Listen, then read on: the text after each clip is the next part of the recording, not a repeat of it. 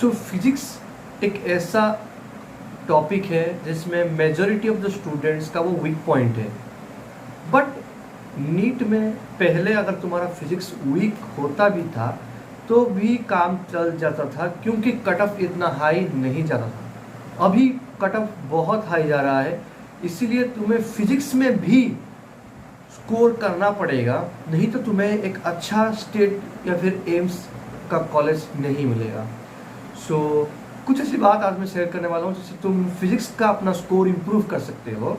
So start. तो physics को अगर तुम्हें अच्छा करना है तो तुम्हें 3 चीज़ों के ऊपर फोकस करना होगा। फर्स्ट, कॉन्सेप्ट्स के ऊपर, सेकंड, क्वेश्चन प्रैक्टिस के ऊपर, एंड थर्ड, टाइम मैनेजमेंट के ऊपर। So first, concepts. तो फिजिक्स में कॉन्सेप्ट्स को अच्छे से याद रखना बहुत इंपॉर्टेंट है, क्योंकि कॉन्सेप्ट ही है जो तुम्हें फिजिक्स में स्कोर कराएगा। देखो, बहुत सारे शॉर्टकट ट्रिक्स भी है जो तुम फिजिक्स में अप्लाई करके the put the formula get the answer वाला कॉन्सेप्ट जो है, तुम डायरेक्ट फॉर्मूला पुट करके आंसर ला सकते हो। बट और मेजॉरिटी द केसेस से ये होगा, बट कुछ क्वेश्चंस ऐसे होते हैं जो कि डायरेक्ट फॉर्मूला बेस्ड नहीं होते, तो उन्हें तुम्हें बेसिक से कॉन्सेप्ट्स अप्लाई करके करना पड़ेगा।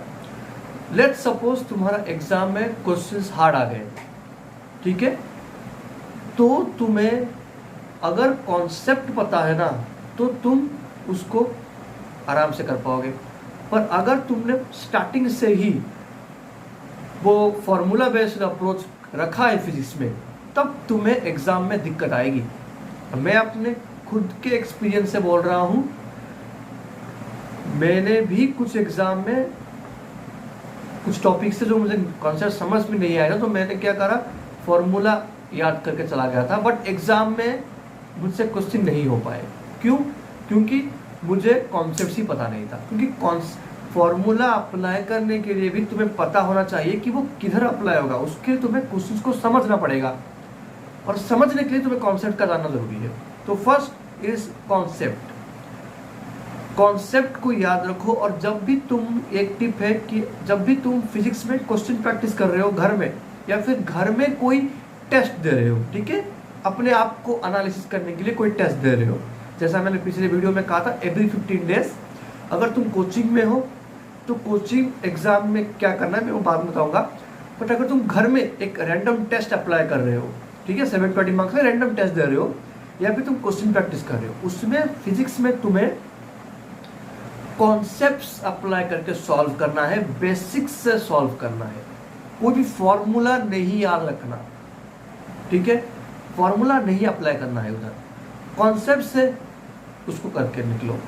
क्योंकि अगर वहां तुमने अच्छे से कर लिया तो तुम्हारे लिए वो टॉपिक आसान हो जाएगा, क्योंकि तुम एग्जाम में कॉन्सेप्ट भी डाल सकते हो, फॉर्मूला भी रख सकते हो। तो ये था फर्स्ट। सेकंड चलते हैं हम क्वेश्चन प्रैक्टिस के ऊपर। फिजिक्स में क्वेश्चन प्रैक्टिस बहुत इंपॉर्टेंट है, क्योंकि तुम्हें वहां न्यूमेरिकल सॉल्व करना है और तुम्हारा कैलकुलेशन स्पीड भी तेज होना पड़ेगा। क्योंकि फिजिक्स में हमें कम, देखो यार, 720 मार्क्स को 3 आवर ही मिलते हैं, ठीक है। अगर कुछ लोग फिजिक्स को फर्स्ट करते हैं, कुछ लोग लास्ट करते हैं, मैं तो लास्ट करता था। मेरा अप्रोच बेसिक सा अप्रोच होता था, बायोलॉजी, केमिस्ट्री, फिजिक्स। सो फिजिक्स में देखो मेरा ये था ना, मैं फिजिक्स इंडिविजुअल कोचिंग गया था, तो वहाँ पे हमें जितना भी टफ पेपर हो, जितना भी इजी पेपर हो, 1 आवर ही मिलता था। 720 मार्क्स में तुम बायोलॉजी, केमिस्ट्री को जल्दी करके फिजिक्स के लिए 1.5 आवर्स तक सेव कर सकते हो। बट अगर तुम इंडिविजुअल कोचिंग जाते हो तो वहाँ पे फिजिक्स को 1 आवर ही मिलता है। जितना भी टफ पेपर हो 1 आवर में ही करना पड़ेगा। तो वो मेरा एक साइकोलॉजी बिल्ड हो गया था, मैं तेजी से प्रैक्टिस करता था। मेरा फिजिक्स में 150 मार्क्स आए थे। जितना हो सके उतना क्वेश्चन प्रैक्टिस करो, किसी भी बुक से कर सकते हो आप लोग। अगर आप कोचिंग में हो तो उसके मॉड्यूल तो बेस्ट रहेंगे आपके लिए प्रैक्टिस करने के लिए। फर्स्ट ऑफ ऑल, फिजिक्स की एनसीईआरटी केमिस्ट्री और बायोलॉजी के एनसीईआरटी से लेस इंपॉर्टेंट है। वो तुम्हें कॉन्सेप्ट्स को समझने में दिक्कत होगी अगर तुम फिजिक्स के एनसीईआरटी को फॉलो करते हो तो। इसीलिए तुम्हें फिजिक्स में कोई भी कोचिंग का मटेरियल्स तुम खरीद सकते हो या फिर तुम कहीं से भी ऑनलाइन से ला सकते हो या फिर यूट्यूब से देख के भी तुम पढ़ सकते हो, क्योंकि फिजिक्स कोई एक्सप्लेन करने वाला चाहिए, क्योंकि वो टॉपिक खुद से समझना आसान नहीं है। मैं नहीं कह रहा हूँ कि इम्पॉसिबल है, बट आसान नहीं है। मेरे लिए तो आसान नहीं था खुद फिजिक्स को समझना। तो ये है कि फिजिक्स के लिए मैं पर्सनल रिकमेंड करता हूँ कोई भी कोचिंग ज्वाइन कर लो या फिर किसी भी मटेरियल से तुम रिफर कर सकते हो। दूसरी इंपॉर्टेंट बात, फिजिक्स में कुछ टॉपिक्स होते हैं जिसमें रीजनल अप्रोच के क्वेश्चंस आते हैं, like not formula based, theory based questions आते हैं वहाँ पे उन चैप्टर से। तो उन चैप्टर्स को तुम एनसीईआरटी से पढ़ना, वो चैप्टर्स एनसीईआरटी में अच्छे से एक्सप्लेन क्या रखा है। मैंने भी उन चैप्टर को एनसीईआरटी से पढ़ा था।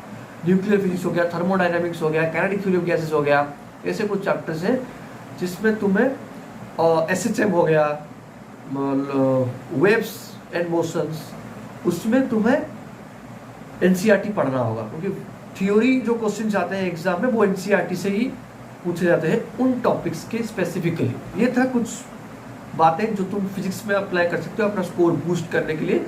अगर 150 प्लस आ गया ना फिजिक्स में तो बहुत अच्छा बढ़िया स्कोर होगा मेरे ख्याल से। सो यही था, कीप लर्निंग।